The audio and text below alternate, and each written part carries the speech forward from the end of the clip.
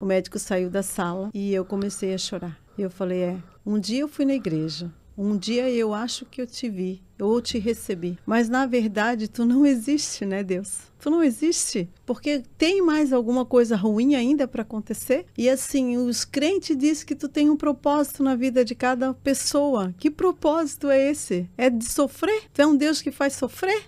Eu achava que tu era um Deus de família, meu sonho era casar. Para que casar? Eu só sofri. Olha o homem que eu casei, olha a situação que eu me encontro, nem para morrer eu prestei. Naquele momento a porta do meu quarto se abriu e se fechou e ninguém entrou. E ele falou, eu sou o teu Deus. Veja só o que aconteceu com ela depois disso. Mas antes, é claro, já deixe o seu like, comente, compartilhe e, é claro, inscreva-se no nosso canal para continuar recebendo mais conteúdos como esse. Na descrição aqui do vídeo, como sempre, eu vou deixar o link do episódio completo que você vai encontrar no canal Marquir Podcast. Então assista esse corte comigo e depois assista o episódio completo lá no canal Marquir Podcast. Vamos ver o vídeo. Quando eu tinha 2 anos de idade, conta o meu pai, né, meu falecido pai conta que eu fui roubada e que eu fui sequestrada no pátio da minha casa. Eu lembro que chegava nessa época de final de ano, quando eu era um pouquinho maiorzinha assim, a gente ia para a praia para ver a quantidade de argentino que vinha para Itapema, né? E ali eu fui sequestrada por um casal no quintal da casa. E eles me levaram e a minha mãe logo já sentiu falta de mim assim e foram me procurar no quintal e eu não estava. Eles saíram pela vizinhança procurando, os vizinhos tudo procurando e me encontraram num pátio de uma casa, em cima de uma mesa muito grande, amarrado os pés e as mãos e cheio de pimenta em cima do meu corpo. Ali eu já estava servindo de sacrifício para o inimigo, né? A minha mãe conta, meu pai também contava, assim, que quando meus pais não eram cristãos, né? E quando ele chegar, o meu pai e esse homem discutiram, né? Chegaram a se agredir. E quando meu pai chegou perto da mesa, mesmo antes dele tocar em mim, cada vez que ele tentava tocar em mim, essas pimentas estouravam e ele sentia muita ardência no corpo e no olho dele, mesmo sem ter tocado na mesa ainda. Então, era um momento de sacrifícios ali, até que meu pai conseguiu ir lá e me desamarrar e me tirou e me saiu comigo no colo dali. Meu Deus. Então, ali já começou um processo, né, que daí, tipo, eu fui entender isso agora, né, pastor, depois de anos, né. No começo eu não entendia, achava que era loucura da cabeça do meu pai e tal, mas ele sempre contou essa história muito em detalhes, assim, falando, né, do que aconteceu. E o tempo passou e fui, assim, eu sou a mais velha de 4 irmãos e a minha mãe trabalhava fora com meu pai, e eu já muito cedo já comecei a cuidar da casa e dos meus irmãos. E eu lembro que com 6 anos de idade, chegou uma moça na minha casa que morava ali em Itapema para trabalhar, para ajudar minha mãe no serviço da casa, assim, a olhar nós os momentos que a minha mãe ficava fora. E como ela estava chegando muito tarde, era muito tempo para mim ficar sozinha com os meus irmãos, essa moça veio para ficar ali em casa. E ela era da igreja da Assembleia de Deus, essa moça. E foi a primeira vez que eu fui num culto. Foi nessa vez. E quando acabou o culto, eu não sei se eu aceitei Jesus, porque eu fui para frente para receber uma oração. Eu lembro muito claro isso na minha mente, só que eu não sei se eu recebi só uma oração, se eu aceitei Jesus, eu não lembro o que aconteceu e por que eu fui para frente, eu não lembro. Sim. Mas eu lembro que eu gostei muito daquele lugar, gostei muito daquele movimento do culto, assim, da palavra, eu gostei muito. E eu vim para casa e ela ficou pouco tempo na minha casa, essa moça não ficou mais de 2 meses, mas esse tempo que ela ficou nos domingos, eu fui no culto com ela. Mas o tempo passou, ela saiu da minha casa, nós não éramos cristãos, de uma família que o meu pai tocava pagode, era pandeirista, os meus irmãos tudo tocavam, os meus tios, primos se reuniu tudo para tocar. Final de semana, assim, né? Família grande se reuniu muito para tocar e para beber muita bebida na minha casa. Muita agressão física, verbal. Com 6 anos, eu comecei a ser molestada pelo meu pai. E eu achava que era um carinho. Eu não entendia que não era um carinho de pai naquele momento. Ou que era algo, né, que não era legal. E eu só fui descobrir que eu estava sendo molestada quando eu tinha 8 para 9 anos já. Que aquilo ali não era normal, ter que beijar na boca dele, ter que sentar no colo dele, ter que deixar ele passar a mão pelo meu corpo, pelas minhas partes. Aí que eu entendi que aquilo não era um carinho, que realmente ele estava me sacrificando e roubando a minha infância. Meu Deus. Né? Então isso começou a gerar medo, insegurança, né? Angústia, E eu lembro, assim, que eu apanhava muito, muito, muito. Eu apanhei muito na minha vida, assim, muito, sabe? Porque a minha mãe, eu não culpo ela também, não estou aqui para Sim, sim. julgar nada, né? Sim, Até sim, porque eu sim. já perdoei, graças a Sim. Deus. Eu sou uma pessoa muito bem decidida no que eu quero e o que Deus tem para mim, né? Mas eu apanhei muito, assim, porque a minha mãe não tinha paciência, porque ela também não aprendeu, não recebeu para ensinar. Eu não tive paciência, ela não tinha paciência de ensinar ou fazer o serviço da casa. Então a gente apanhava para aprender. Então eu botava 2 tijolos de 6 furos, um em cima do outro, na frente da pia para alcançar na pia para lavar louça. Mas se a louça não ficasse bem lavada, apanhava. Mas não se ensinava como é que fazia para ficar bem lavada. Ah, entendi. Isso foi por muito tempo. Eu lembro quando eu era maiorzinha, quando eu já tinha uns 11 anos de idade, ela pediu para mim cozinhar o aipim. E eu descasquei, tirei só a casca preta do aipim e coloquei tudo dentro de uma panela, coloquei água, sal e coloquei cozinhar. E achei que tinha que deixar secar aquela água. E não era. Hoje eu sei que não, né? Sim. Mas aprendi muito rápido a cozinhar aipim. Imagino.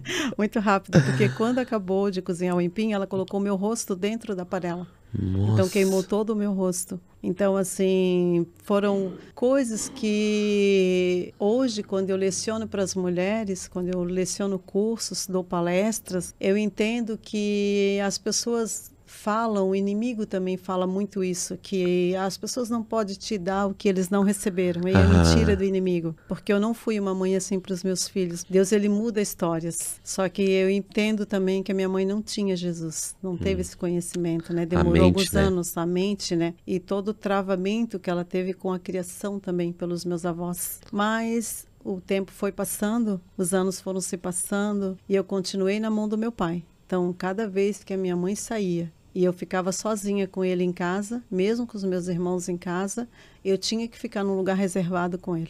Então, isso foram torturas e torturas na minha mente, né? E chegou um ponto, assim, que eu lembro de uns 12 para 13 anos, que eu falei que chega, que eu não queria mais aquilo, que eu não aceitava. E ele falava que eu tinha que honrar ele, que ele era meu pai, que eu tinha que honrar, não, que eu tinha que obedecer, né? Ele falava. Eu falava para ele que ele não era o meu pai, que eu não tinha respeito por ele, que eu via ele como qualquer homem, assim. Eu não tinha mais respeito pelo que ele fazia, Meu né? Deus.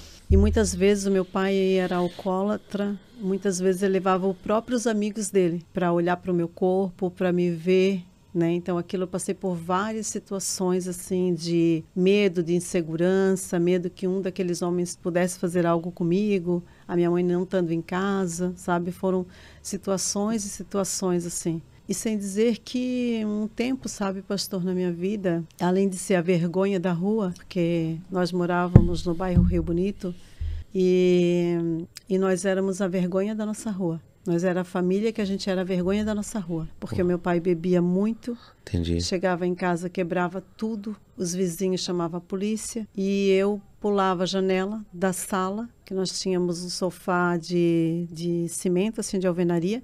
Eu colocava os meus irmãos ali em cima, pulava e pegava eles pelo outro lado da janela. E tinha uma vizinha, que eu nunca vou esquecer dessa senhora. Ela era uma mulher cristã e ela morava do lado da minha casa, a Dona Nair. Muitas vezes, eu e meus irmãos dormíamos no guarda-roupa da Dona Nair. Ela deixava um espaço no roupeiro dela. Nós entrávamos correndo e se escondia dentro do roupeiro, com medo que meu pai nos achasse. Porque meu pai já jogou bule de café quente, nós dormindo, ele jogava aquilo assim, jogou em mim, né? Por eu não querer me deitar com ele, chegar aos fatos, né? Consumado.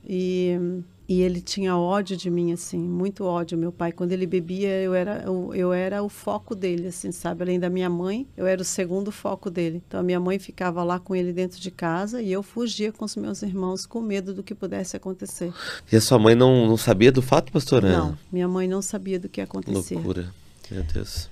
E quando meu pai, um dia, além dele beber e quebrar tudo, quando ele estava são, porque ele não fazia isso bêbado, ele fazia ação, que era pior, né? Que o medo ficava maior. Sim. Ele passava um facão enorme no meu corpo e ele falava que o dia que eu abrisse a minha boca para contar para alguém na escola, ou para minha mãe, ou para um dos meus irmãos, ele mataria todos os meus irmãos e a minha mãe. Então eu tinha esse medo, eu não queria que ele sofresse por mim, sabe? E eu tenho uma irmã de 2 anos mais nova do que eu. E ela não passava por isso com meu pai. E esse era o meu medo, né? Porque os meus outros 2 irmãos são homens. E depois, ao longo do tempo, antes de eu me casar, a minha mãe adotou uma menina. Por isso que nós somos em 5 irmãos, né? Hoje um é falecido, o mais novo, de 23 anos, faleceu com 23 anos. E ficou nós 4. Né? O tempo passou, meus irmãos cresceram e eu sempre fui uma pessoa muito esforçada, muito trabalhadeira, sempre gostei muito de trabalhar, graças a Deus. E eu assim admirei a minha mãe por ser uma mulher que sempre trabalhou. Aquilo ali era um escape para ela e era algo que eu me espelhava, sabe, muito assim. E eu lembro que a minha mãe, ela montou uma creche particular em casa. E eu ajudava, eu cuidava dessas crianças na creche. E no final de semana, eu era faxineira da casa da minha madrinha de crisma. Então, eu cuidava da casa dela, limpava, faxinava. E aquele pouco dinheiro que eu ganhava no final de semana, eu tinha que chegar em casa e ainda dar para minha mãe. E ela sempre deixava um dinheirinho para mim. Era pouco, era muito pouco. E tinha um senhor, que ainda, no meu bairro ainda existe isso, pastor. Tinha um senhor que vendia, a gente falava que era o seu Ceará, que eles traziam coisas do Ceará e vendiam na bicicleta. E eu comprava as coisas dele e pagava por semana. E eu fazia enxoval, porque o meu sonho era casar. Eu tinha um sonho muito grande de casar. Como que eu tinha um sonho de casar? Vendo o casamento destruído da minha mãe, da minha avó, com meu avô, que também bebia assim e batia na minha avó, era muito agressivo. E vendo a minha mãe passando por toda aquela situação com meu pai, eu passando com aquela situação como irmã mais velha, né? Nunca vi o casamento das minhas tias muito felizes também. Nunca tive o prazer de ver os meus tios chegar na casa da minha avó de mão dada, um beijo um no outro, sabe? Mas Deus colocou isso no meu coração, esse desejo de se casar. Algo de Deus mesmo. Algo de Deus. Eu lembro que na 5ª série eu reprovei 3 vezes por falta, porque eu precisava cuidar dos meus irmãos para minha mãe trabalhar. Então eu reprovava por falta, não porque eu não queria estudar. Na 6ª série, pastor, e eu sempre fui muito limpa, tinha mania de limpeza, assim. O meu pai, ele vomitava todo o quarto e o banheiro, então eu limpava tudo aquilo. E a casa da minha mãe era taco de madeira, então eu lustrava aquilo que o Senhor se espelhava no chão de ver, assim. Eu gostava de cuidar da casa, de limpar. O momento da limpeza é um escape. Ver a casa arrumada, a mesa arrumada, aquilo ali me dava um prazer de ver a casa arrumada. E eu cheguei a um ponto na minha vida, sabe, pastor, que eu casei para ser feliz. E não foi isso que aconteceu. Eu vivi numa atmosfera de muita turbulência e de muita maldição. Eu não podia errar, pastor. Eu cresci sem poder errar. Eu cresci só vendo erros e defeito. Mas eu vivia num lugar onde eu não podia errar, porque eu não era aceita. Meu pai falava, se eu fosse lavar louça e quebrasse um copo, meu pai me amaldiçoava. Ele dizia, tu nunca vai dar nada. Meu Deus. Tu não presta para nada. Tu nasceu na hora errada, no lugar errado. E ele falava assim, o meu sonho é quando tu crescer, eu ver tu trabalhando dentro de um prostíbulo. Tu nunca vai ser feliz. Meu pai falava. E tu nunca vai ter uma família, tu nunca vai ser feliz. Eu ficava perguntando para Deus, eu falava, olha, os crentes são tudo louco. Eles falam que Deus tem um plano na vida das pessoas. Deus não tem plano na vida da gente, não é de todo mundo. Ou então Deus tem os que Ele gosta mais. Por que Deus fez eu nascer numa família onde Ele não existe? E por que Ele fala coisas que eu nunca vou conseguir se não foi Ele que deu os pais? E por que eles me amaldiçoam se eu nem pedi para nascer? Nossa. A minha mãe, eu passava por ela, pela casa, assim, ela estava sentada, às vezes fazendo tricô, ela fazia blusa de tricô para vender. Eu passava por ela me dava tapa, que eu rodopiava e caía, eu não sabia nem por que eu estava apanhando. E eu não podia mudar algo que eu não sabia por que estava acontecendo, né? Então eu apanhava, assim, do nada. Ela dizia, eu sou a coisa tão sua lesada. E eu era a que mais trabalhava na casa. Eu deixava a casa toda limpa, eu lavava a roupa de todos, eu que fazia comida para todos. Eu mantia a casa, assim, na limpeza, né? E o que eu ganhava fora de recurso, eu tinha que devolver para dentro de casa. Então, eu não tinha escolha.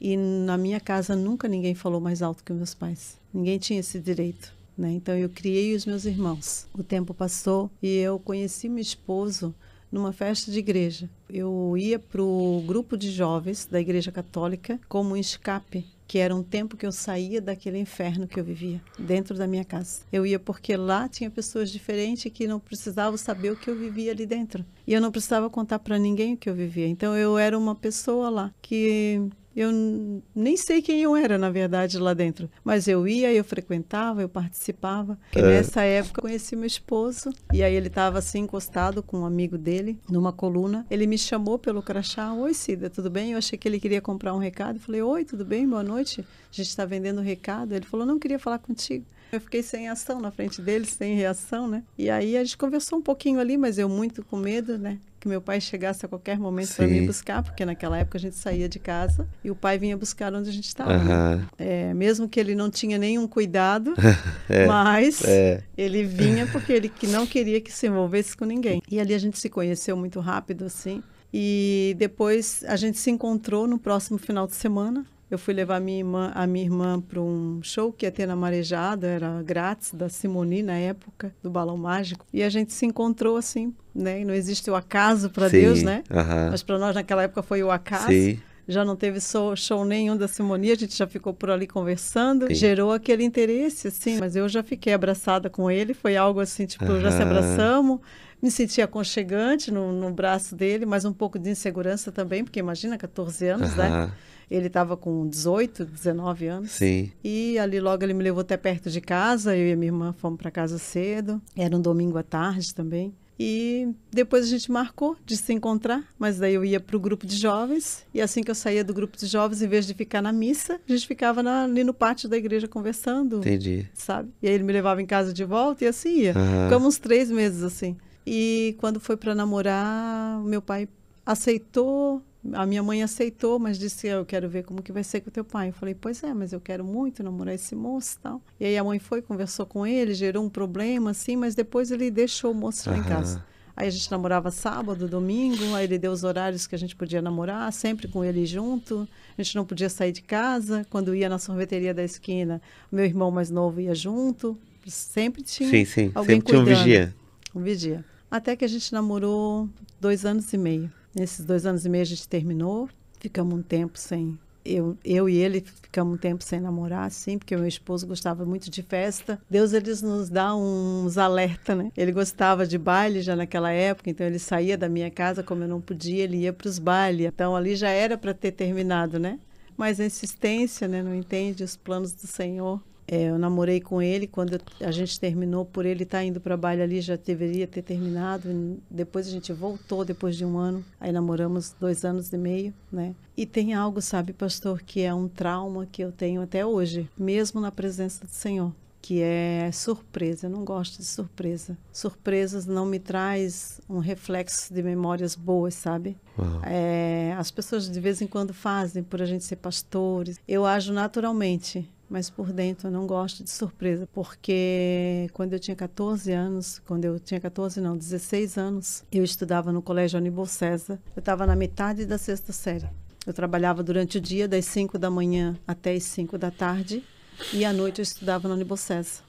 E eu estava no colégio e numa terça-feira meu esposo apareceu na porta da escola para me buscar. Ele, com a bicicletinha vermelha dele, chegou na porta da escola e eu falei, e você aqui hoje, a gente só pode namorar na quarta? Te ver com a mente, né? Era registrado já os dias, né? Porque se o pai pegasse, Deus o livre, era surra, né? Daí ele falou, não, teu pai sabe que eu tô aqui. Eu disse, meu pai sabe. Ele disse, sabe, eu tenho uma surpresa para ti. Foi a primeira palavra que eu recebi surpresa na minha vida e foi um trauma que ficou. Eu já estive na tua casa, pedi pro teu pai a tua mão em noivado. E agora eu vim aqui, eu queria te dar essa surpresa antes de tu chegar em casa, quero noivar contigo. Eu falei, nossa, e como foi a reação do meu pai? A minha primeira preocupação. Disse, olha, aparentemente ele está muito feliz. Disse que vai comprar não sei quantas caixas de cerveja, que é para me trazer a minha família, porque a família do meu esposo só tinha avó, que ele morava, que era daqui. E a família dele é de Bom Retiro, né? Mas está tudo certo, vai ser no dia do meu aniversário, dia 4 de maio.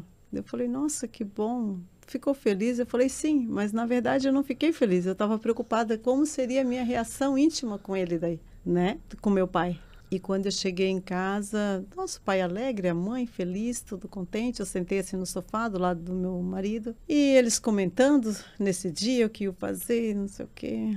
E aquela preocupação só ia aumentando. Quando chegou na hora que o meu esposo foi embora, eu ganhei uma surra muito grande naquele dia. Meu pai achava, na cabeça dele pelo menos, que eu fiz a cabeça do meu esposo, convenci ele a me pedir noivado para me tirar de casa. Meu Deus. E meu pai me queria como esposa dele, então não tinha como ele aceitar que eu fosse noivar e sair de casa, nunca. Só que o meu esposo, sem saber de nada do que estava acontecendo dentro do meu lar, né? Até então a gente era namorados e não se via, ele nunca viu nada, a minha mãe não sabia de nada, né? Então causou um problema muito grande isso.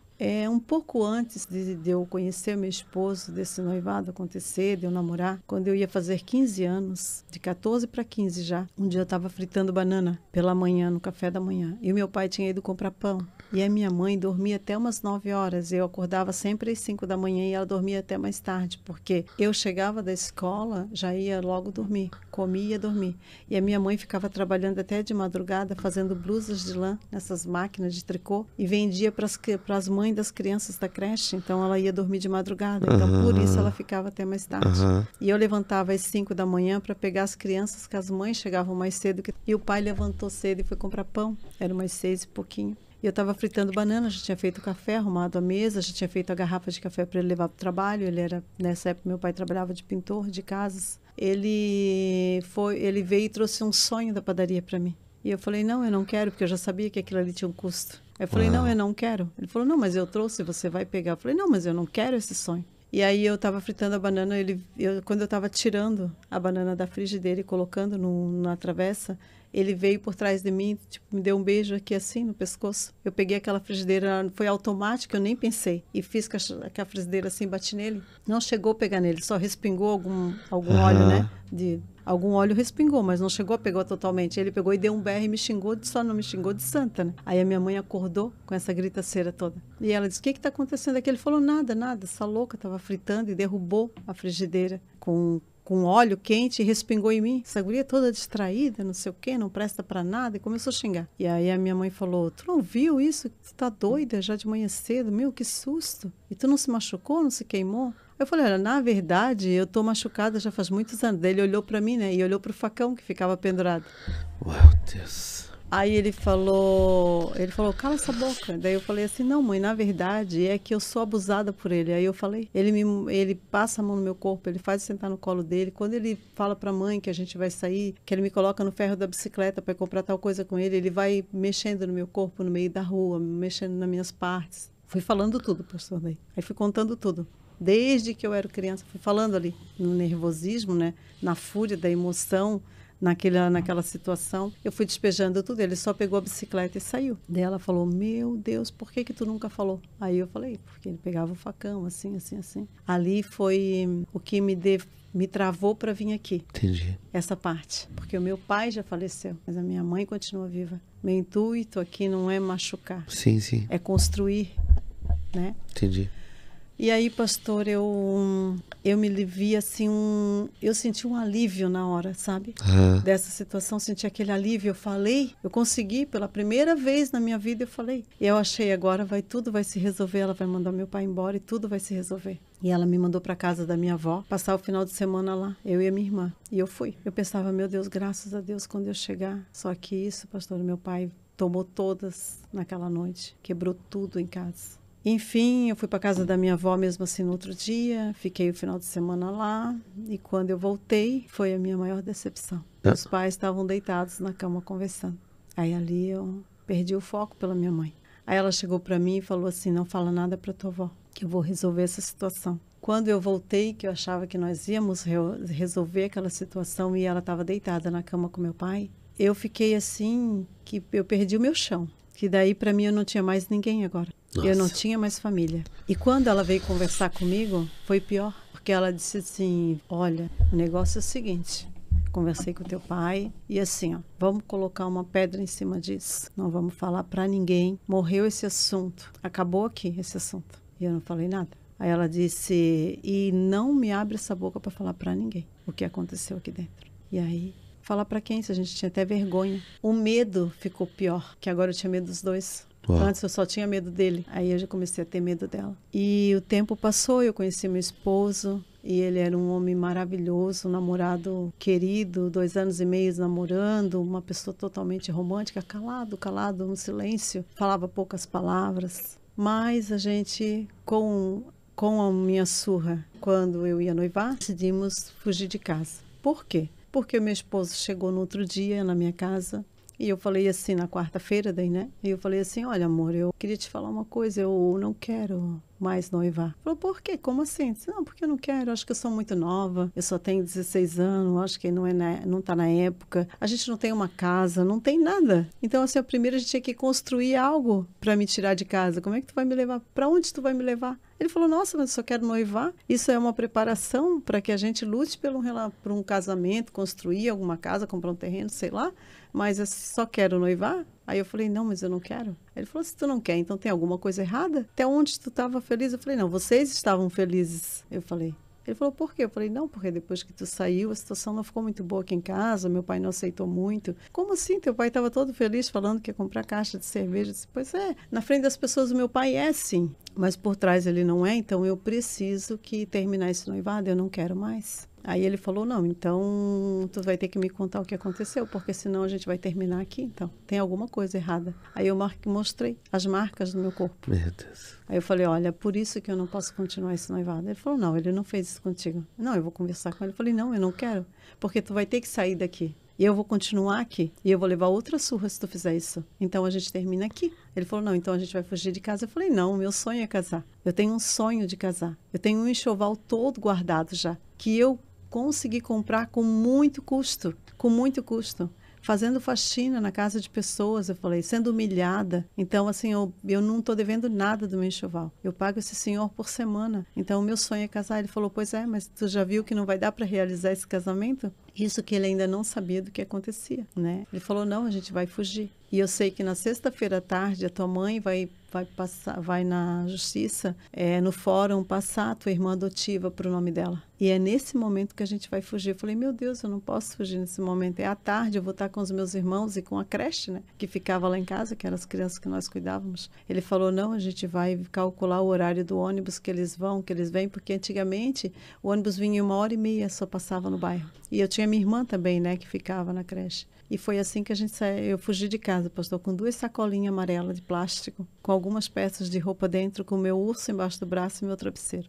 Eu só queria brincar. Eu queria voltar a ser criança. Eu não queria ir para um relacionamento. Não era essa a intenção. Meu Deus. Eu queria sair da casa dos meus pais, casada. E não foi nada disso. Porque daí eu fugi com meu esposo, de pé, caminhando. Foi onde eu conheci a Cidade Nova, aquele bairro atrás da rodoviária. Nunca tinha ido até naquele bairro. Um dos irmãos dele morava ali com a tia. Essa tia dele estava com um filho internado no hospital, no Pequeno Anjo. Estava dando convulsão nessa criança. Ela ficou lá por uns 15 dias no hospital. Ele achou que a tia não ia voltar. Nesse final de semana já começou tudo errado. Eu já fugi de casa. Eu fui para um lugar onde eu não conhecia. E quando eu cheguei na casa, a primeira coisa que o meu esposo queria de mim era ter um momento de relação comigo, porque a gente namorou 2 anos e meio e não se tocou. Então, após o nosso, né, a gente ter o ato sexual, eu saí do banheiro com o cabelo molhado, água fria, que não tinha luz na casa, penteando o cabelo. Meu esposo esquentando uma água no fogão para a gente fazer um café, a casa toda fechada. Essa tia chega, porque a criança recebe alta, nessa tarde. E quando ela vê a gente dentro da casa dela, 2h30, a casa toda fechada, eu com o cabelo molhado, ela olha e fala, o que está acontecendo aqui? A minha casa não é motel. E começou a falar desesperadamente essa mulher. E não parava de falar. E quando ela parou, meu esposo falou para ela, tia, calma, a gente não está usando a sua casa como motel. Na verdade, eu achei que você ia passar o final de semana no hospital. Eu aluguei uma kitnet, ainda não está pronta, e a gente ia se mudar daqui para lá na segunda-feira. Aí eu olhei para ele e falei, você falou para mim que nós íamos para uma kitnet, não para casa da outra tia. Aí ele falou assim, que no nervosismo, na hora, eu não pensei. Já começou a... E ela falou, não, se vocês fugiram de casa, tudo bem, então, se vocês vão ficar juntos. Porque eu achei que você estava usando a minha casa como motel só. Aí ela falou, não, mas como assim? Tirou ela da casa dela? O pai dela não sabe que ela está aqui, a mãe dela? E começou a discussão. Daí brigou, falou várias coisas assim. Depois ela falou, não, tudo bem, vocês vão ficar aqui até esse final de semana.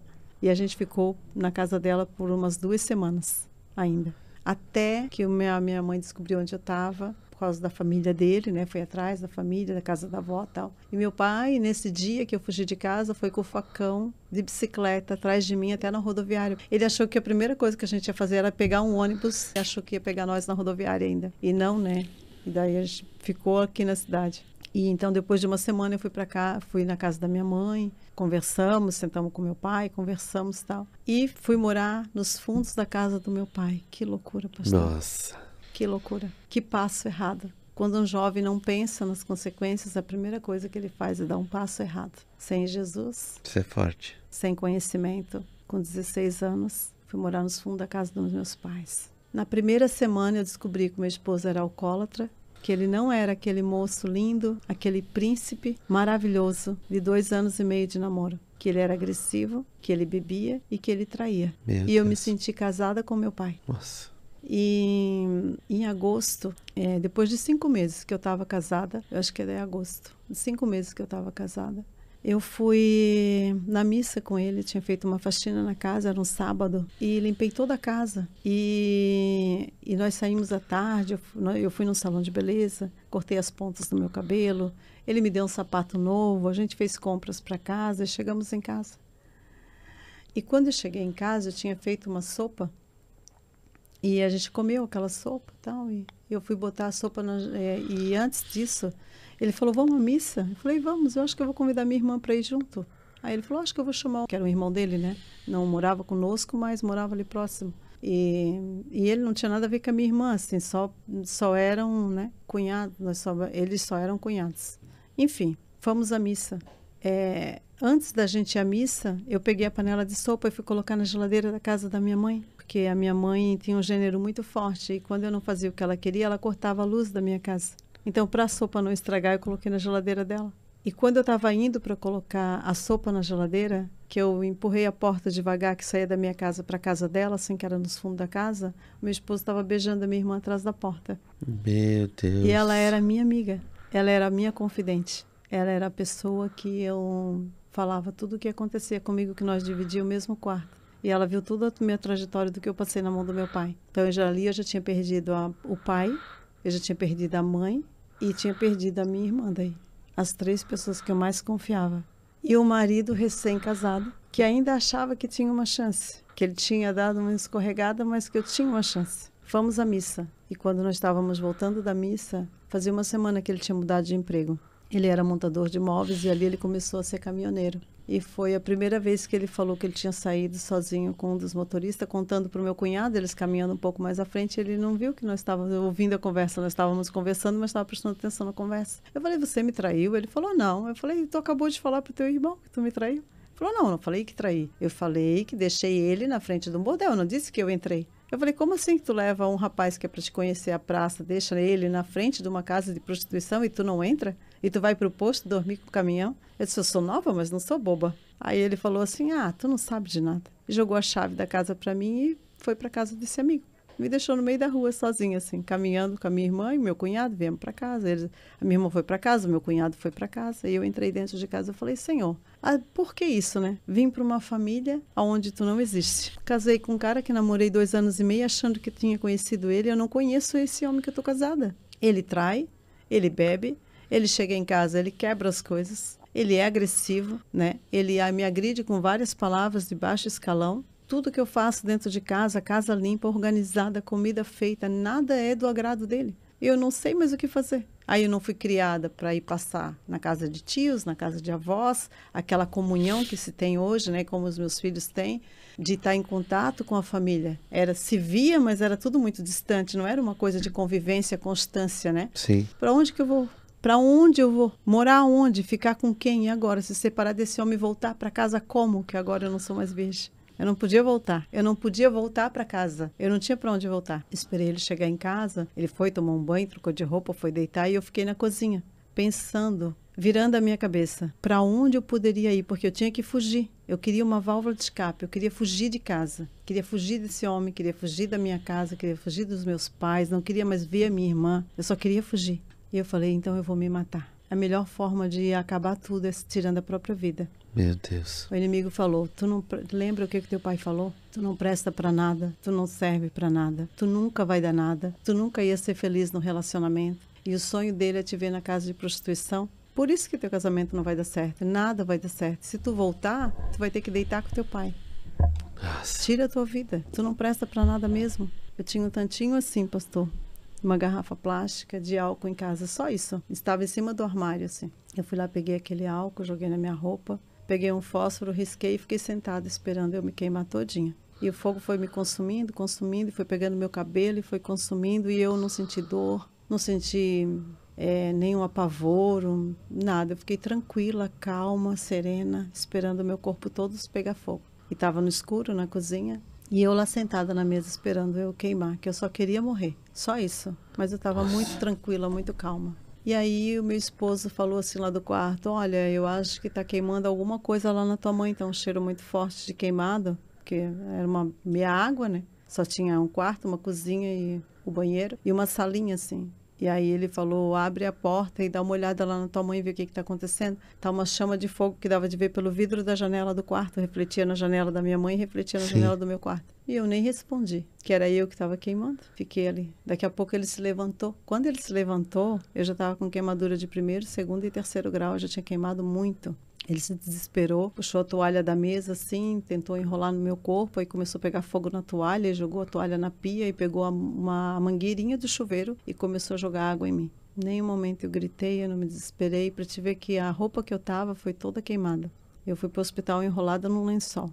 O vizinho me levou para o hospital. Cheguei no hospital naquele sábado à noite. Naquela época, as pessoas, né, sem muito conhecimento, pegaram o iodo, passaram o iodo, tiraram toda aquela pele preta que estava da cor desse microfone, dessa tua caneca, passaram no meu corpo todo e me enfaixaram, parecia uma múmia. Me levaram para um quarto. Aí eu fui numa maca para um quarto, um quarto de um apartamento, porque não tinha vaga no isolamento, eu fiquei lá. E, infelizmente, graças a Deus que a tecnologia avançou, tem coisas que é ruim, mas tem muita coisa boa que a tecnologia avançou, porque aquele iodo com aquela faixa grudou e não tinha quem tirasse da minha pele depois. Secou, ressecou tudo, grudou tudo, não tinha o que tirasse. Mas, naquela noite que eu fiquei internada, à noite, de madrugada, eu acordei, porque eles me deram um remédio muito forte para dormir, assim, quando chegou pela madrugada, eu acordei. E quando eu acordei, no Marieta, na parte de cima, assim, tem não sei se é assim ainda, mas era uns vidros de janela, assim, né? Em cima só, não tinha janela embaixo, só em cima, nos apartamentos, né? E eu olhei para aquilo ali, tinha uma luz como essa, assim, ó, forte, sabe? Muito forte, assim. Eu disse, nossa, que luz forte, tá vindo do outro quarto, né? Aí eu apertei assim para ver se a enfermeira vinha para desligar aquela luz, estava me incomodando eu fechar a cortina, né? Não veio ninguém e o dia foi clareando e aquela luz cada vez mais forte, mais forte, mais forte. E no momento eu fiquei com medo. Meus pais frequentavam o centro espírita e às vezes meu pai recebia, né? Então eu já tinha um pouco de receio. Eu fiquei confusa na hora. Mas quando o dia foi clareando, aquela luz veio e me cobriu todinha em cima de mim, assim, na cama. E eu senti a presença de Deus ali. Meu Deus. Eu falei, não, isso aqui é algo surreal. É algo que eu vi quando eu tinha 16 anos. Eu fiz uma visita no CI antes de eu sair de casa. E ali eu aceitei Jesus. E ali eu participei de algumas reuniões da mocidade. E eu sabia quem era Deus. Uau. E ali eu me lembrei daquele Deus. E eu me lembrei de quando eu tinha 6 anos, por isso que eu te falei de 6 anos, que eu fui lá para frente. E que eu recebi aquela oração. Eu lembrei disso naquele momento ali, do meu sofrimento. Eu lembrei do Deus daquela moça que me levou. E foi forte. E aí eu estava na cama, eu recebi aquela presença maravilhosa, mas foi só a presença. Deus ainda não tinha falado comigo. E amanheceu o dia. E uma enfermeira veio, contou meu caso para outra na troca de plantão e aí me levaram para o isolamento. Aí eu já não consegui mais ir na maca. Aí elas me levantaram, eu não conseguia mais caminhar. Aí me levaram numa cadeira de roda e me colocaram na cama. E disseram, a gente já vem para te dar um banho. Até ali eu estava calma, tranquila e triste porque eu não tinha conseguido morrer. Muito triste, muito, muito triste porque eu não tinha conseguido morrer. Aí o inimigo falou para mim que eu não prestava para nada mesmo, que nem para morrer eu prestei. Glória a Deus por isso. Nem para morrer tu prestou.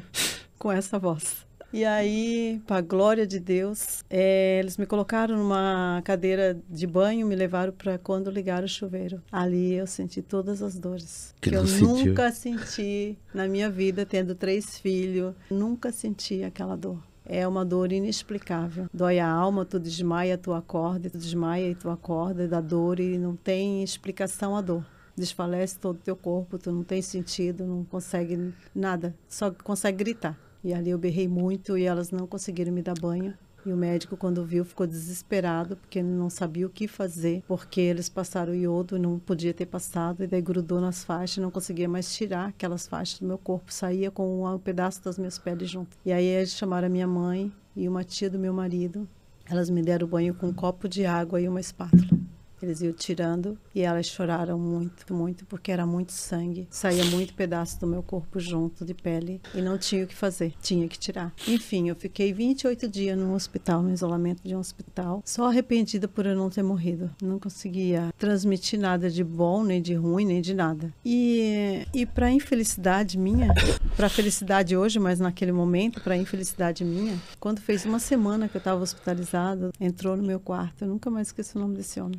E falou, tenho duas notícias, uma boa e uma ruim, para te dar. Eu falei, olha, pode falar ruim primeiro? Eu já estava tão decepcionada. Ele disse, olha, tu tá grávida. Eu falei, não, eu não tô grávida. Ele falou, tu tá grávida?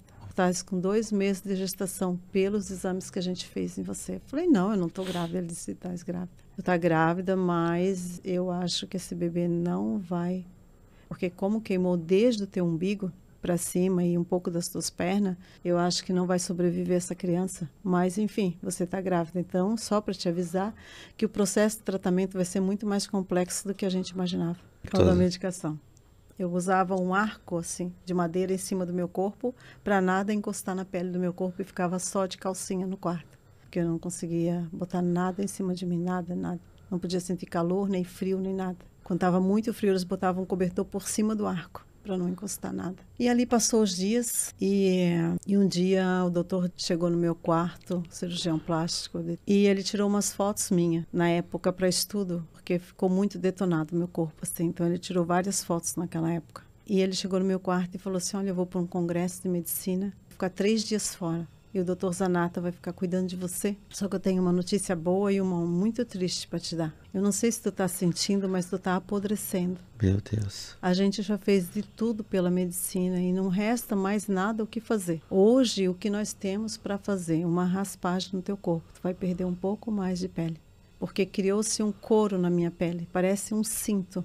E por baixo dela estava cheia de pus. E aí não tinha acesso de como tratar essa pele com essa camada por cima. É o que? Uma casca grossa. Então a gente vai te levar para o centro cirúrgico para fazer essa raspagem. E com isso vai ser abortado o teu bebê. Isso já estava indo para quase 3 meses de gestação. Aí ele saiu, eu disse, tá, e a notícia boa é qual? Aí ele falou, é que eu quero te dar um presente. Quando fizer 3 anos que você passou por essa raspagem, eu vou te dar uma cirurgia plástica e não vai ficar nenhuma marca no teu corpo. E assim, ó, hoje tu já completou 17 anos. Tu é muito nova. Tu vai ter muito tempo para ter filhos ainda e contar uma nova história de tudo isso, mas hoje a gente precisa fazer isso. Então, na segunda-feira, tu já vai direto para o centro cirúrgico. Falei, tá bom, doutor. Ali, realmente, naquele dia eu recebi um presente, pastor. Um grande presente que eu nunca, em toda a minha vida, eu vou esquecer. O médico saiu da sala e eu comecei a chorar. E eu falei, um dia eu fui na igreja. Um dia eu acho que eu te vi, ou te recebi. Mas, na verdade, tu não existe, né, Deus? Tu não existe, porque tem mais alguma coisa ruim ainda para acontecer. E assim, os crentes dizem que tu tem um propósito na vida de cada pessoa. Que propósito é esse? É de sofrer? Tu é um Deus que faz sofrer?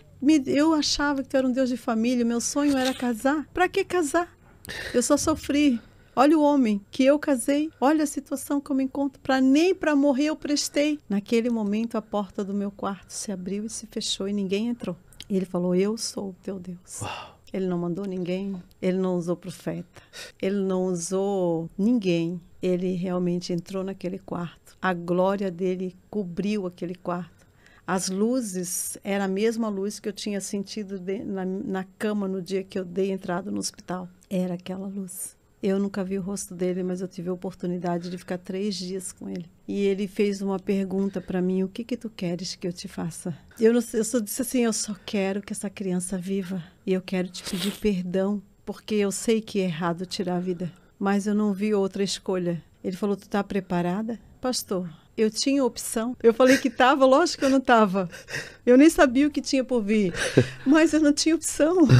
Eu não tinha outra opção. Era a melhor opção que eu tinha naquele momento, né? E eu falei que estava, com certeza eu falei que estava. E ele falou assim, os homens te prometem coisas que não cumprem. Fazem promessa que não acontece. Todos te mentem, mas eu não minto. E eu não sou filho do homem para que me arrependa, e nem homem para que minta. Então hoje, às 10h15 da noite, nós temos um encontro. Realmente, eu tomei o último remédio. E ele falou, não fala nada para ninguém. E a minha vontade era fazer igual aquela mulher samaritana. Sair daquela cama gritando naqueles corredores do hospital que ele existe. E quando a minha mãe saiu do quarto para ir dormir, às 10 horas eu tomava o último remédio. A enfermeira saiu com a bandeja com o último remédio que eu tomava. Ele entrou no quarto em ponto, nem um minuto a mais, nem um minuto a menos. Ele entrou em ponto no meu quarto. Ele falou, filha, eu estou aqui. O que tu queres que eu te faça? Eu falei, eu quero que essa criança viva. Aí ele falou assim, eu não dou o direito para ninguém tirar a vida. E tu tentou tirar a tua, mas eu tenho promessas na tua vida. E a partir de hoje eu vou te ajudar, mas eu não vou fazer por ti o que é para te fazer. Pastor, Deus nunca vai fazer aquilo que é para nós fazer. Deus nunca vai enviar nas nossas mãos algo que nós possamos resolver. As pessoas têm que parar de botar Deus à prova, de querer algo de Deus que nós não estamos prontos para receber, que vai estragar a nossa vida. O Senhor só me deu o que eu precisava naquele momento, era salvar aquela criança. De que maneira? Ele falou, amanhã, no mesmo horário, eu estarei aqui. E eu vou te ajudar. Aí eu penso hoje, né, conhecendo a palavra, por que ele não fez igual Lázaro? Removeu a pedra e pediu para Lázaro sair para fora. Por que ele não olhou para minha pele? Ele é Deus, né? Ele é Deus. Por que ele não olhou para minha pele e falou, sara-se pele? Ele não mandou o aleijado andar? O cego enxergar? Sim. E por que eu precisaria passar pelo processo, pastor? Me diga, por quê? Porque eu tentei tirar minha vida, eles não. Lázaro não tentou tirar a vida dele. Então o Senhor falou, agora tu vai colocar o travesseiro na tua boca, para que ninguém ouça a tua voz. E eu vou te ajudar e tu vai arrancar todas essas peles. Pastor, Deus não tirou as peles. Deus não curou, porque eu causei a dor. Meu Deus. E era pela dor que eu ia ser curada. Às vezes a pessoa não quer passar no processo da dor. Ela quer a vitória, mas ela não quer o processo. Ela quer Deus, mas ela não quer o processo. Meu Deus. E Deus, ele nos ensina a passar o processo. Deus, os 3 dias o Senhor entrou no meu quarto e todas aquelas peles foram removidas. E ali saiu de tudo que o Senhor possa imaginar. Muitos pedaços de pele junto. Muitos pedaços de pele. Foram muita dor, muito sofrimento. Foram muitos sofrimentos. No 3º dia o Senhor falou, agora você está pronta. Pronta da onde saindo sangue por tudo. O corpo todo deformado. Mas eu estava pronta. Porque eu estava viva. E a criança dentro de mim não era o que eu queria? Viva? Estava viva. Quando a minha mãe, inocente, e os enfermeiros, que hoje eu teria sido amarrada na cama se eu tivesse visto, né? Não teria acontecido isso jamais. Deus usaria uma outra estratégia, não essa, mas essa foi o que era necessário na época. Eles chegavam e iam trocar as roupas de cama e falavam, meu Deus, que estranho, tá caindo toda a pele do teu corpo, né? Que bom, tu não vai precisar talvez passar pela raspagem. Ninguém entendia a dor e o processo que eu estava passando à noite. Nossa, pastora, meu Deus do céu. Tá secando tudo, tá caindo tudo, talvez nem vai precisar tirar esse bebê aí de dentro de ti. Mas ela não imaginava a dor e o processo que eu estava passando. E ali o Senhor fez o milagre. A minha filha nasceu, passou-se, a gestação foi muito difícil, porque eu saí do hospital com o médico. Quando chegou, a minha mãe já foi ao encontro dele no corredor. Doutor, o senhor nem sabe, as peles caíram. Ele falou, não tem como cair uma pele cheia de pus. Não existe como. Aí ela falou, mas caiu? Ele falou, não tem como. Ele chegou no quarto, ele olhou para mim e ele falou, eu vou te ajudar, eu quero que tu fique de pé. Fiquei de pé, ele tirou uma foto e ele falou, por que tu fez isso? Aí eu falei, porque dentro de mim tem uma criança. Ele falou, tu não precisava disso, só tem 17 anos, tem muito tempo na tua vida para ter filho. Não precisava disso, tu acabou com o teu corpo. Eu falei, não, foi eu que causei essa situação. E é por ela que eu preciso me libertar de novo. Eu não posso matar essa criança. Eu não sabia que eu estava grávida. Eu jamais faria isso se eu soubesse que eu estava grávida. Então, tudo que eu quero é que essa criança tenha uma vida.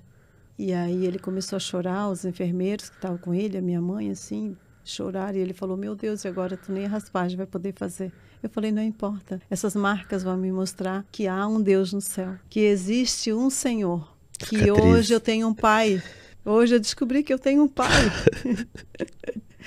Eu descobri que eu tenho um pai. Gente, é muito forte eu descobrir que eu tenho um pai. É ele que cuida de mim. Então o meu pai biológico não importa mais agora. E se meu marido não quiser ficar comigo, que agora eu não sou mais aquela moça linda. Eu sou uma moça com o corpo todo marcado. Não importa mais. O importante é que eu tenho um pai. E é ele que vai cuidar da minha vida daqui para frente. E desde então o Senhor tem cuidado muito forte de mim. O tempo passou, pastor. E essa criança, essa gestação foi muito difícil, porque a minha barriga estava muito machucada. Eu não consegui dar de mamar para o bebê, nada, quando nasceu, né? Porque queimou muito meus seios. E para honra e glória do Senhor, hoje a minha filha, ela é uma filha... Eu tenho 3 filhos. Os 3 filhos são especiais.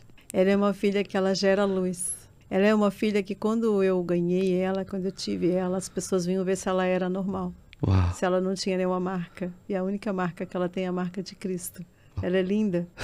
Ela me deu 2 netos maravilhosos, presente de Deus. Ela está em Portugal, ela é cabeleireira. Meu genro é cabeleireiro. Ele é maravilhoso, ele não é um genro, ele é um filho amado, um querido. Ele cuida muito bem da minha filha e dos meus netos. E ele é muito amado, ele não é o meu genro, eu falo que ele é o meu amigo. Né? E a minha filha hoje cuida de um PG de casais. Ela louva, ela é uma missionária. O inimigo não conseguiu roubar o que Deus tinha para mim. Eu tenho uma família linda. Uau. Eu tenho um esposo maravilhoso. Meu esposo ainda teve... Depois disso, no meu 3º filho, meu esposo teve um outro caso, uma outra moça. Teve um caso com a minha irmã durante algum tempo. Mas hoje, pastor, eu passei muito tempo sem perdoar o meu pai, sem perdoar o meu esposo, sem perdoar a minha mãe, sem perdoar essa minha irmã. Mas Deus é tão bom que Deus ele te dá a oportunidade onde tu não enxerga mais o teu erro. Porque depois que eu fui para a igreja, há uns 5 anos que eu já estava no evangelho, eu achei que eu já tinha perdoado meu pai. Apenas de dobrar o joelho e apresentar para o Senhor que eu queria perdoar ele. É o primeiro passo que eu tive, né? Sim, Mas pecado tem nome e endereço. As pessoas não entendem isso, que pecado tem nome e endereço. E o que mais dói, sabe, pastor, é ver alguém sofrer pelo pecado que tu não perdoou, né? As minhas filhas passaram por uma situação com o tio. A mesma situação que eu passei com meu pai. Maldições geracionais, o que tu não faz... O que tu se acovarda para fazer hoje, o inimigo não poupa, porque ele não brinca de ser inimigo. Caramba. As maldições geracionais vai até a 4ª geração. As bênçãos do Senhor vai até 1000 gerações, mas as maldições vão até a 4ª geração. Então, os meus antepassados sofreram nessa área. Eu sofri e eu fui passando. Como eu já tinha perdoado de coração, que nunca proferi da boca para fora para o meu pai, achei que estava tudo certo e não estava, quando as minhas filhas passaram pelo processo. Doeu muito mais do que doeu em mim quando meu pai me tocava. Meu Deus. Muito, muito mais. Mas, enfim, meu pai foi hospitalizado. Deu trombose nele, teve que amputar a perna. Eu fui para o hospital, fiquei no hospital com meu pai. E tudo que eu tinha medo foi o que mais tive que passar. Eu nunca fiquei mais sozinha depois que eu casei com meu pai no mesmo ambiente. Eu ia na casa dele, almoçava na casa dele, mas tinha que estar muita gente ao redor. Se o meu pai ficasse sozinho, eu ia para a rua, ia para qualquer lugar, não ficava com ele. Eu sabia que ele não ia pedir para me sentar no colo dele, mas a impressão que eu tinha é quando nós ia ficar sozinhos, que ele ia mandar eu ficar sentada no colo dele de novo, mesmo depois de casada. E eu lembro que quando meu pai foi hospitalizado, eu tive que ficar com ele no quarto à noite, porque como eu sou mais velha, as minhas irmãs mais novas têm filhos ainda pequenos. Então eu e meu irmão revezavam uma noite minha e uma noite dele. E eu não achei problema nenhum, porque meu pai ficou no hospital público, no Ruth Cardoso, então, fica várias pessoas no quarto. Então não tinha problema nenhum de eu ficar com ele no quarto. Levei minha Bíblia, sentei na cadeira do lado da cama dele, e o rapaz que estava no quarto dele tinha meningite, ficava dormindo 24 horas, mal acordava para comer, porque eles tudo por sonda. E o meu pai falou, eu não lembro se aquilo lá é comadre, compadre, um negócio para fazer xixi. Fui lá Comadre. Fiquei bem confortável. Cheguei na recepção, pedi para a recepcionista. Eu precisava da comadre, compadre, para o meu pai fazer xixi. Aí ela falou, tá aqui. Eu falei, não. É você que vai colocar, né? Eu não posso colocar. Eu falei para ela, porque eu não podia contar, né? O que tinha acontecido. Entendi. Aí ela falou, não. Quem faz isso é o acompanhante. Eu falei, não, mas eu não posso fazer. Eu não posso te explicar por quê, mas eu não posso fazer. Ela falou, então chama alguém da tua família que pode, virou as costas, saiu e deu um negócio na minha mão. Eu sentei no corredor e comecei a chorar. Eu falei, não, senhor, calma aí. Eu não vou colocar a mão nos membros do meu pai e fazer isso, tu sabes que eu não vou. E assim, eu sei que tu me ama, né, Jesus? Então tu não vai fazer eu passar por isso. Por que tu é mais merecedor do que o outro? E por que Deus não iria te fazer passar por isso? Vai levar essa maldição até quantas gerações? Tem que quebrar por ti? Começou aí? Vai ter que quebrar aí? Não tem como. Querer escapar de algo que a responsabilidade é tua. E aí o pai começou, mana, eu vou me mijar? E eu falei, não, calma, eu já estou indo. Eu não estava indo, eu estava sentada no chão do hospital, no corredor, com o negócio abraçado, fedendo na mão. chorando, desesperada, como é que eu ia tirar a calça do meu pai? Eu não ia tirar de jeito nenhum, eu não conseguia sair dali. Meu Deus. Pastor. Até o momento que ele falou assim, olha, se a enfermeira demorar muito eu vou mijar, porque eu não seguro mais. Aí eu falei, eu vou ter que encarar isso. Eu tive que ir lá, tirar a calça do meu pai, botar ele para fazer xixi, dar banho no meu pai, para quem não ficava sozinha com ele. E o pior, né? Porque eu fazia aquilo porque ele era um ser humano, não porque ele era meu pai. Aham. Ele não era meu pai. Porque eu já tinha aceitado Deus como pai, eu não queria mais que ele fosse meu pai. Sim, Então, sim. né? E meu pai precisou amputar a perna. E combinamos aí, meu irmão, que na hora da cirurgia, meu irmão ficasse. Eu não queria ter nenhum tipo de sentimento por ele quando ele entrasse no centro cirúrgico. Eu bloqueei a parte de sentimento filho Entendi. e pai. Aham. E aconteceu um acidente e foi cancelada essa cirurgia. E quando chegou no momento de ele entrar para a cirurgia, quem estava lá era eu. E eu falei, Senhor, não quero ver essa cena. E o Senhor falou, é necessário. Antes dele morrer, tu precisa ter sentimento de pai para te conseguir ter um sentimento mais profundo comigo, porque tu não consegue se aprofundar. Porque tu me iguala ao sentimento paterno. E não é diferente, ele falou. E tu precisa entender o que é isso. E tu não sabe o que é isso. Anos na igreja, conhecendo a palavra, Nossa. servindo o Senhor. Não era ninguém leigo. Tu entende o que é isso, pastor? Meu Deus. E aí o enfermeiro veio, preparou o meu pai, tudo, e a hora que o meu pai foi entrar no centro cirúrgico, nunca vou me esquecer que tem aquela porta, né, que bate, ela volta, né, aquela porta do centro cirúrgico. Eu levei meu pai até ali, e quando na maca, assim, ele deitado, eu falei, pai, não se preocupa, vai dar tudo certo. Eu falei para ele, Deus está no controle. E quando eu dei um beijo no meu pai, na testa, escorreu uma lágrima, assim. Aí eu olhei para ele e falei assim para ele, pai, tu é o meu pai. Pai, eu quero que o senhor volte. Eu me desesperei, pastor. Eu comecei a chorar desesperadamente, agarrei meu pai e comecei a chorar. E o enfermeiro ficou olhando sem entender nada. Eu falei, pai, eu quero que o senhor volte. Não fica lá nesse centro cirúrgico, por favor, volta. Nem que for por pouco tempo, mas o senhor precisa, eu preciso te sentir como pai. Ali gerou um sentimento de pai e filha. Meu pai entrou naquele centro cirúrgico, aquelas portas se bateram, eu caí de joelhos chorando, implorando para Deus não recolher o meu pai, que foi a primeira vez que eu tive um sentimento de filha e pai. Meu pai ficou 1 ano, mais ou menos, ainda vivo depois disso, veio para casa, se recuperou. E quando meu pai voltou para o hospital, ele voltou para morrer. E aí o médico me chamou, eu chamei minha mãe, os dois já são separados há muitos anos, eram já separados há mais de 25 anos na época que ele faleceu. Eu falei, mãe, vocês precisam ter um conserto. Meus irmãos todos conversaram com meu pai e depois eu entrei. Falei, pai, eu quero ficar sozinha agora com o senhor. Eu sei que o senhor está no oxigênio, mas ele só em cima aqui, né? Eu falei, eu posso tirar, tu consegue ficar sem oxigênio ou não? Ele falou, por algum pouco tempo eu consigo. Estás consciente? Ele disse, tô filha, estou consciente. Aí eu falei, pai, eu quero te pedir perdão, porque eu não fui tua filha. Mesmo que o tempo passou, dentro de mim, eu achei que eu tinha te perdoado. Na verdade, eu nunca te perdoei. Porque se eu te perdoasse, eu tinha ido em todos os dias dos pais, né? Eu tinha ido em todos os teus aniversários. Eu não comparecia. No Natal, tu não fazia falta. Eu quero te pedir perdão. E eu quero que o Senhor me perdoe, porque eu nasci para ser sua filha e o Senhor me desejava como esposa. E tu não entendia isso. Então, tu causou todo um processo na minha vida que eu não precisava passar. Então, hoje eu quero te perdoar. E quero te pedir perdão. Ele falou, filha, não te preocupa. Eu quero que as pessoas entendam essa parte, pastor, do meu testemunho. Meu pai falou assim, ele não conhecia Jesus. E ele falou assim, filha, não te preocupa. Tu já está perdoada já faz muito tempo. Como assim, pastor? Que eu estou perdoada já faz muito tempo. Pastor, nós temos que entender, meu pai é de uma geração que não pede perdão. É uma geração que dá coisas. Meu pai era muito pobre, então ele pescava o melhor peixe, ele guardava para mim, não era para meus irmãos. Ele guardava a melhor tainha que ele pescava, a melhor enxova que ele pescava, o melhor peixe que ele pegava na praia, ele guardava para mim, como um pedido de perdão. A forma. A fórmula dele pedir perdão era diferente, porque a cultura dele, os pais não pedem perdão. E às vezes os filhos estão esperando os pais pedir perdão para perdoar. Verbalizar, né? Verbalizar. E não funciona assim. Se nós temos a palavra, se nós entendemos a palavra, nós servimos a Deus, somos nós que devemos de pedir perdão. É nós que devemos de chegar no outro e entender que ele não tem o que você tem ainda. Entender que Deus ele chega no momento certo, na hora certa para cada um de nós. E graças a Deus, meu pai aceitou Jesus antes de falecer, morreu em Cristo, né? Passou por esse processo todo de sofrimento e aceitou Jesus. E eu não precisei passar no processo do leito de morte para entender o perdão, mas eu precisei passar na prova para entender que para perdoar precisa sair daqui de dentro, liberar Há muitos anos antes, né, eu já tinha perdoado a minha mãe, o meu esposo, a minha irmã, e graças a Deus, eu e a minha irmã, eu que faço o cabelo dela, a gente tem uma amizade linda, né? Graças a Deus não ficou nada do passado. Eu e meu esposo, a gente é casado há 34 anos. Ele é uma pessoa maravilhosa, ele cuida muito bem de mim, é uma pessoa que não ficou nada. Esse passado só serve mesmo para testemunho, para salvar vidas. Uau.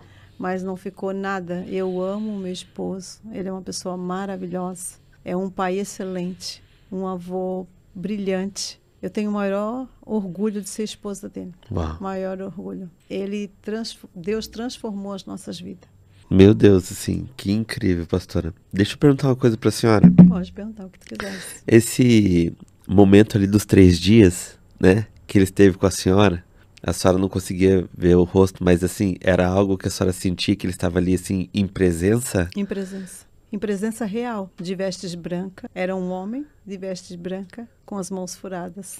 Só não vi o rosto. Que Ele experiência. nunca permitiu ver o rosto dele, era só uma luz muito forte. É uma experiência única, linda, que nada supre o que é a presença de Deus naquele momento, no momento que tudo estava perdido, que nada era mais o certo. E hoje eu entendo que não era nada sobre mim, tudo era sobre Ele. Meu Deus. Os vencedores nunca desistem.